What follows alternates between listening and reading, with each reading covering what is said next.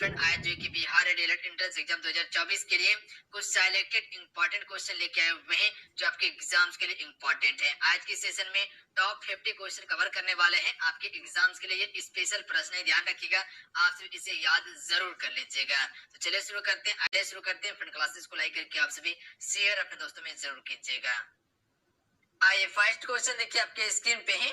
First question ये बन रहा है कि किस आयोग का संबंध केंद्र राज्य संबंध से संबंधित है। फ्रेंड अगर इन सेट में किसी भी क्वेश्चन का आंसर पता हो तो अपना आंसर आप सभी कमेंट बॉक्स में बता सकते हैं। देखिए आप सभी को बताते हैं कि हर क्वेश्चन का आंसर आप सभी लिखा कीजिए, क्योंकि जो क्वेश्चन का आप सभी आंसर लिख देते हैं वो क्वेश्चन प्रॉपर आपको याद हो जाता है। फ्रेंड तो क्वेश्चन का आंसर आप सभी जरूर लिखा कीजिए, चाहे वो कॉपी में नोट कर लीजिए, चाहे वो कमेंट बॉक्स में आप सभी बताइए। तो राइट आंसर ऑप्शन में हो जाएंगे सरकारी आयोग का संबंध जो है कि फ्रेंड वो केंद्र राज्य से संबंधित है। इंपॉर्टेंट क्वेश्चन देंगे फ्रेंड आपके एग्जाम्स के लिए। आइए अगला क्वेश्चन देखिए।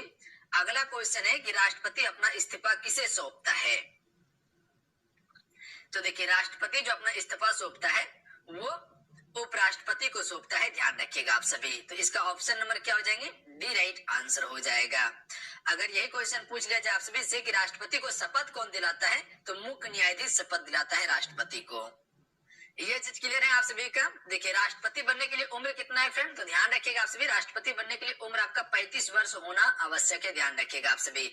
उपराष्ट्रपति बनने के लिए भी 35 वर्ष उम्र चाहिए।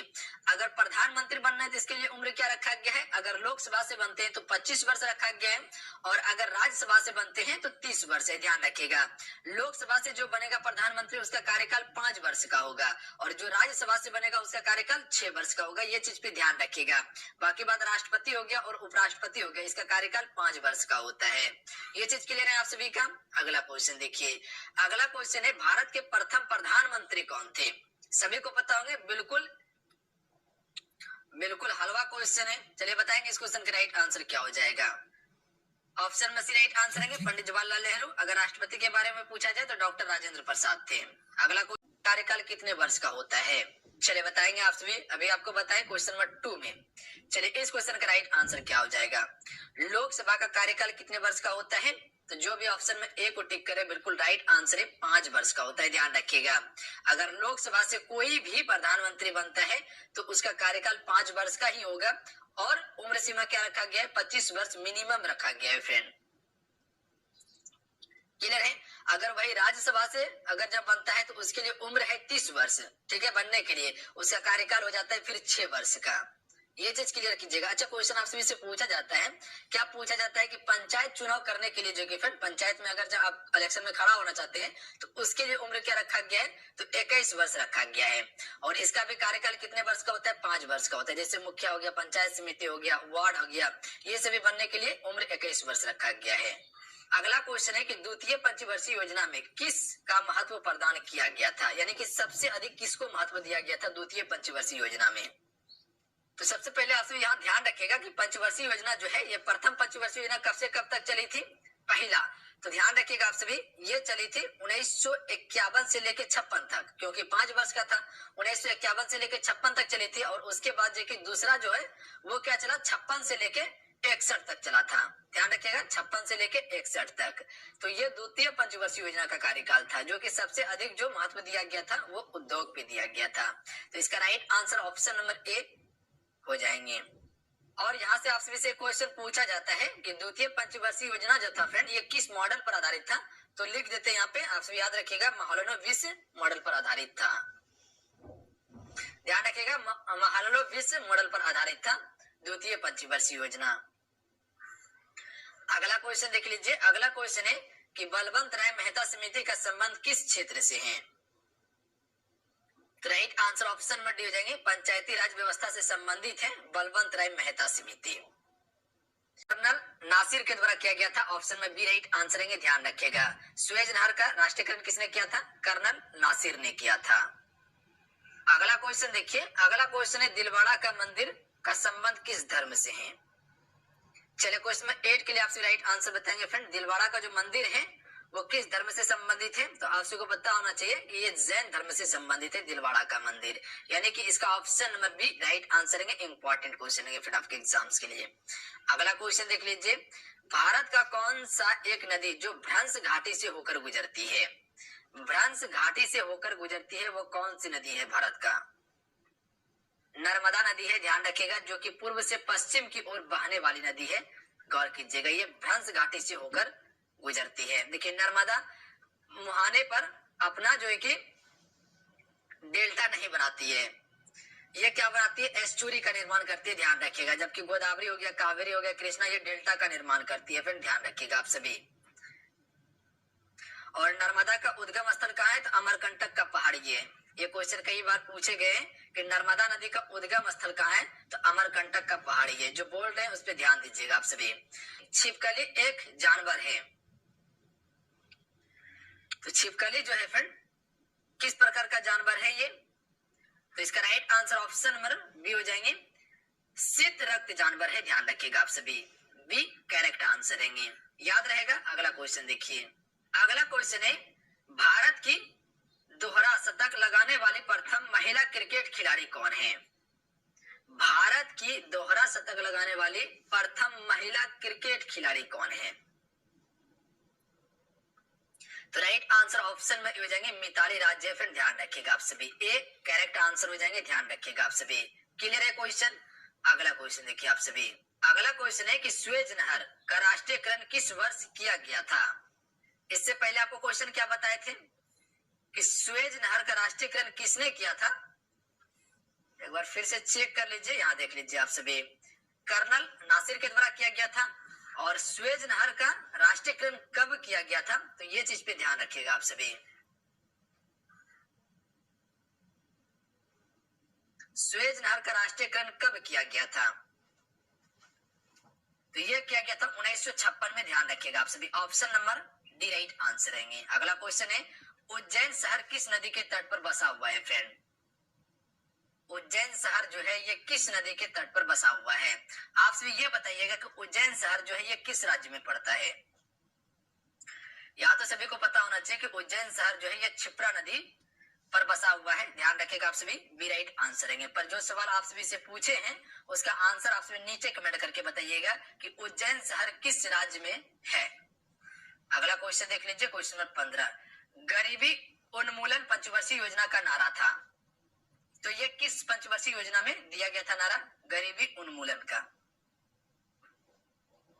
तो ध्यान रखिएगा, ये 5वीं पंचवर्षीय योजना में दिया गया था।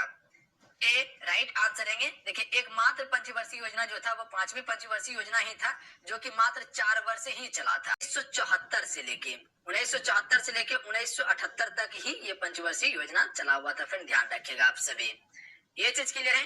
प्रथम पंचवर्षीय योजना और द्वितीय पंचवर्षीय योजना के बारे में आपको पता है। चौथी पंचवर्षीय योजना क्या हो जाएगा? तो चौथी पंचवर्षीय योजना आपका 1969 से लेके 1974 होगा। अगला क्वेश्चन देखिए, बाजार नियंत्रण का संबंध किस सुल्तान से था? तो right answer option number D हो जाएंगे, अलाउद्दीन खिलजी से संबंधित है, ध्यान रखिएगा। बाजार नियंत्रण का संबंध किससे था? अलाउद्दीन खिलजी से था।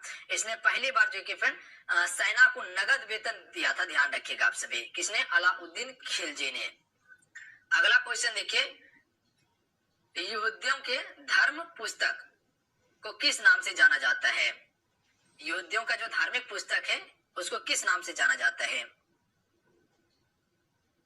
तो इसे हम सभी तोहरा के नाम से जानते हैं, ध्यान रखिएगा आप सभी। तोहरा के नाम से जानते हैं।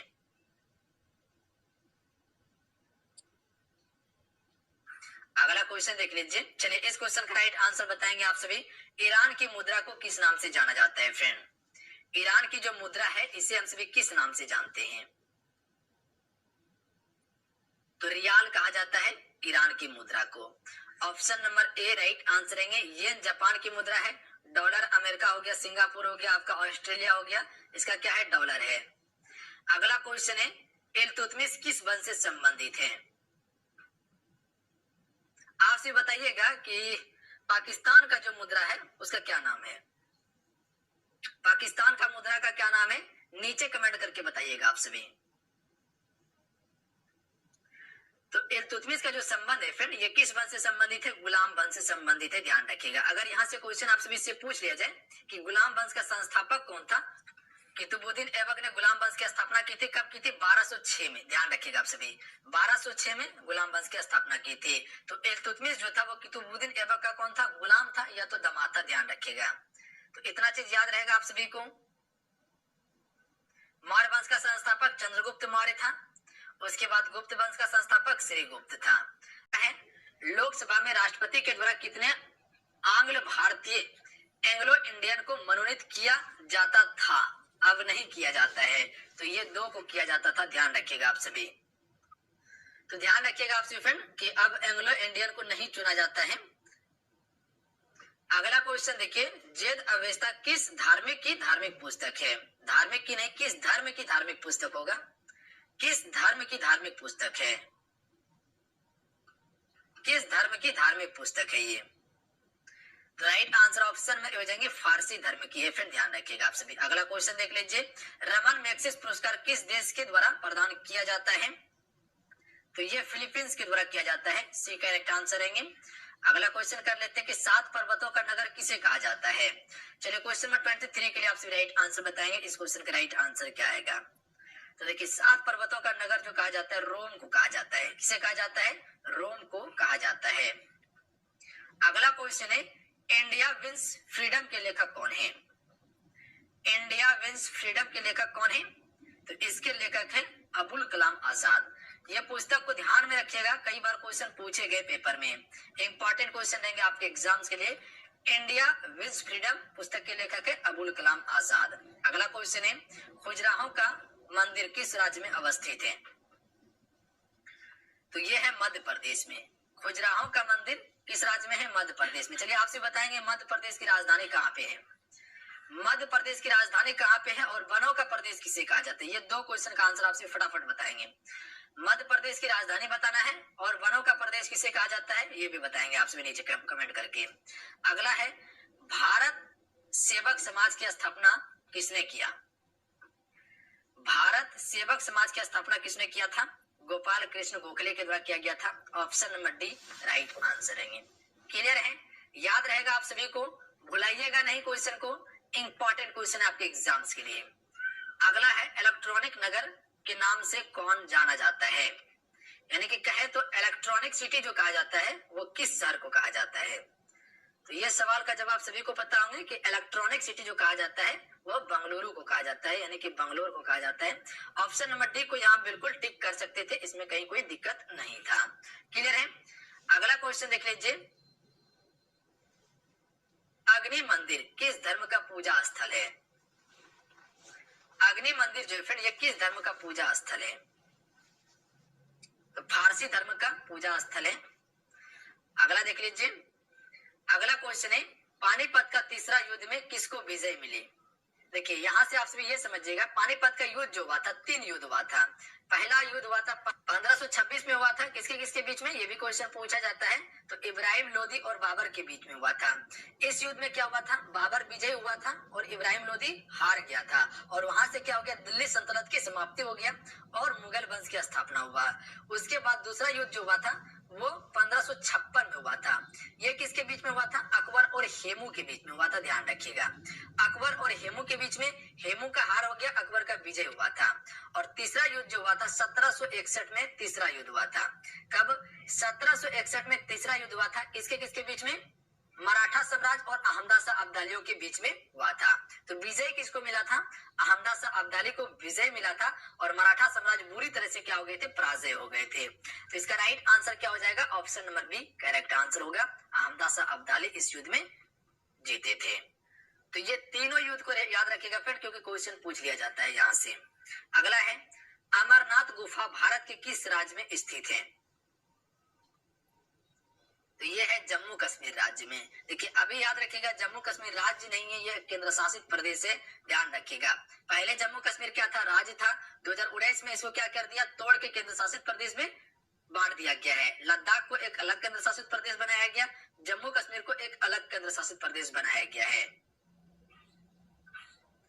अगला क्वेश्चन देख लीजिए, विश्व सुंदरी बनने वाली प्रथम भारतीय महिला कौन थी?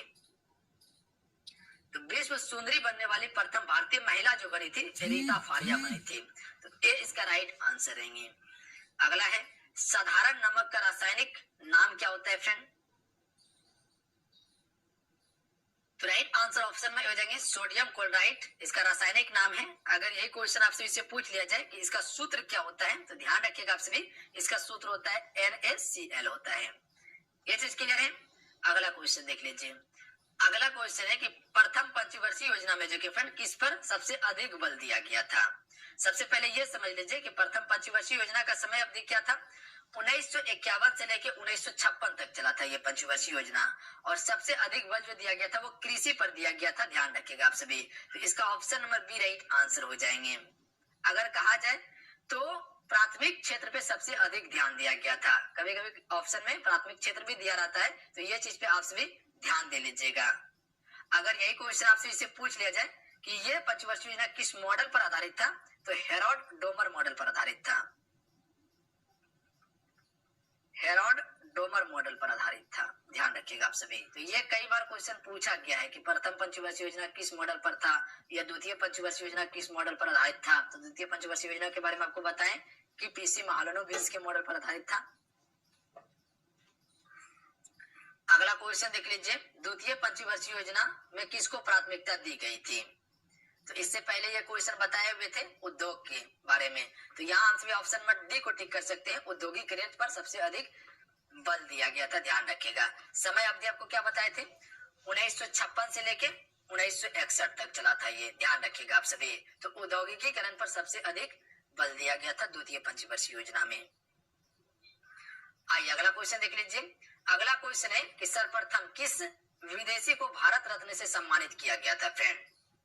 किस विदेशी को भारत रत्न से सम्मानित किया गया था? खान अब्दुल गफ्फार खान को किया गया था। ध्यान रखिएगा, इससे भारत रत्न से सम्मानित किया गया था। अगला क्वेश्चन देखिए। ईसाइयों का सबसे प्रमुख धर्म ग्रंथ कौन सा है? चलिए क्वेश्चन में 36 के लिए आपसे राइट आंसर बताएंगे। ईसाइयों का सबसे प्रमुख धर्म ग्रंथ कौन सा हो जाएगा? बाइबिल होगा। ऑप्शन में सी करेक्ट आंसर रहेंगे। ध्यान रखिएगा, क्या है? बाइबिल है। बोल्शेविक क्रांति जो है फ्रेंड ये कहां पर हुई थी?